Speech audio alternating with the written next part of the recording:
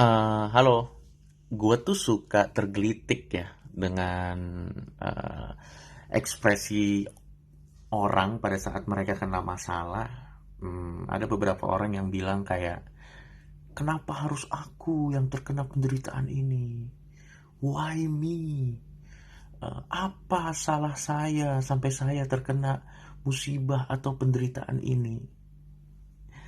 Maksud gua ya terserah mereka sih. Gue juga tidak melarang ungkapan perasaan orang lain pada saat mereka dapat masalah terus keluar kata-kata seperti itu. Tapi ya gue tergelitik aja karena menurut gue ego di balik statement kenapa harus gua pada saat kita kena masalah tuh, ego di balik statement itu tuh gila banget, men.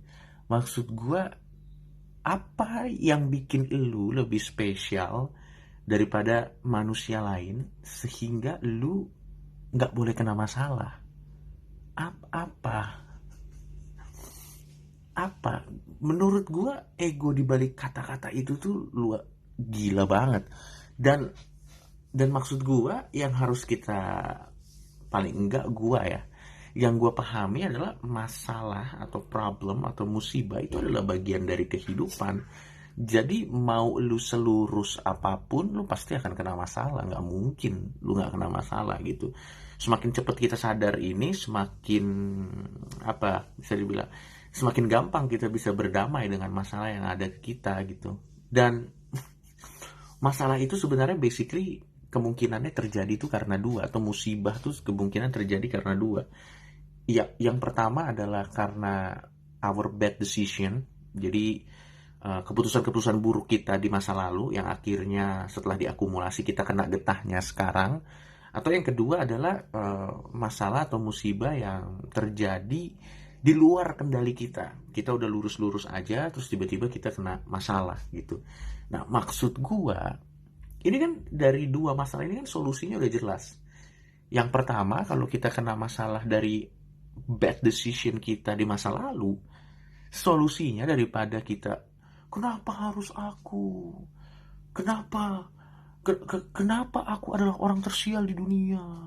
Apakah ini hukuman? Apakah ini ujian? Menurut gue sih nggak ada gunanya ya lu mengungkapkan kata-kata seperti itu. Daripada kayak gitu, kalau masalahnya itu datang dari bad decision kita, yang harus kita lakukan adalah kita learn dari mistake kita supaya kedepannya hal yang sama tidak terjadi lagi sama kita. Daripada lo pakai energi lo untuk merepet atau mengeluh mengenai why me, why me, why me, why me. It's such a loser kalau buat gue sih. Terus yang kedua, kalau misalnya masalahnya itu terjadi di luar dari kontrol kita udah lurus-lurus aja terus kita kena masalah gitu. Apakah itu hukuman atau apakah itu ujian? Enggak, menurut gue ya lo apes aja. Seperti yang gue bilang tadi, dalam kehidupan ini, problem atau musibah itu adalah part of life. Malah lo harusnya bersyukur pada saat lo kena masalah dan lo hurt atau lo sakit karena itu. Harusnya lo bersyukur bahwa itu adalah tanda lo masih hidup. When you feel the pain, it's a sign bahwa you still alive gitu.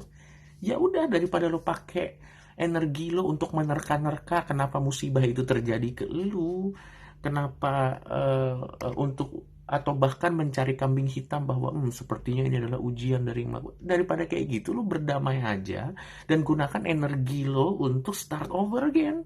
Lo sadar aja, berdamai, oh iya emang hidup ini adalah kumpulan dari penderitaan-penderitaan, dan bagaimana kita bisa sukses dalam hidup itu ya bagaimana kita bisa bangun lagi dari saat kita jatuh atau kena musibah.